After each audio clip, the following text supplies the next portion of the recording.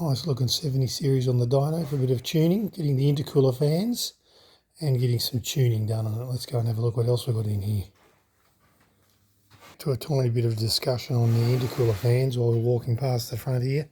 That slot in there is about 6 to 7 times smaller than the intercooler that it's trying to feed air to. So you can imagine what airspeed you need roaring in there to try and make up for that loss. Plus you've got these things up the front all creating turbulence. So around the V8s we just say, because we hear it all the time, including the old guy that came up to the front window yesterday, it's losing performance on a hot day on a big slow hill. What's happening? Intercooler fans. Got another 70. A 70.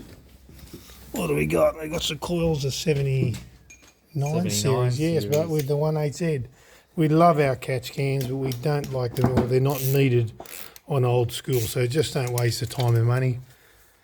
As well as you've got an old motor with seals that are pretty old in there, you just don't want to cause any problems. So yeah, common rail diesel for sure, fit a catch can on an old school diesel. Anything other than common rail, pretty much not needed, full stop. And then it doesn't even have EGR on this thing. So it's got a turbo on. Somebody's gotten a factory turbo in there and adapted a few other pipes. So it looks like a 1HDT, but it's a good old 1AZ. So we're just doing the injectors, tuning, viscous fan, spinning free. So we're going to do the viscous fan as well. Get everything cooling correctly. But it's got, of course, a fuel pump aneroid on the pump. And what is it? Fueled up heavily, and it goes like a rocket. As rockets go, it won't last very long. So we're going to fix that problem up very quickly and make sure it's tuned and fueled up correctly.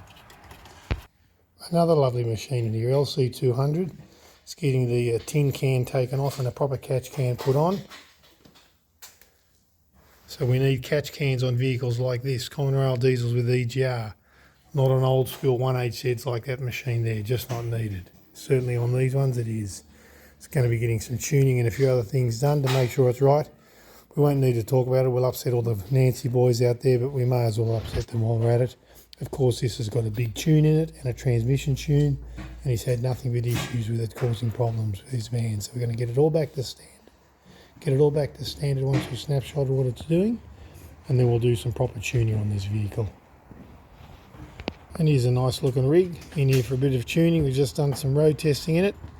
Boys are going to hook up the laptop and do some proper tuning to this machine. It certainly won't be getting a 100% tune, which is pretty common in the small trucks we see guys out there doing.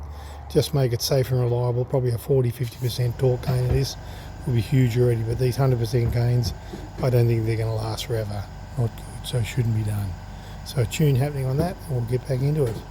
See more of these videos, keep watching our Facebook, YouTube, Instagram, Snapchat, or BerrimanDiesel.com, where you can find out more about looking after your diesel.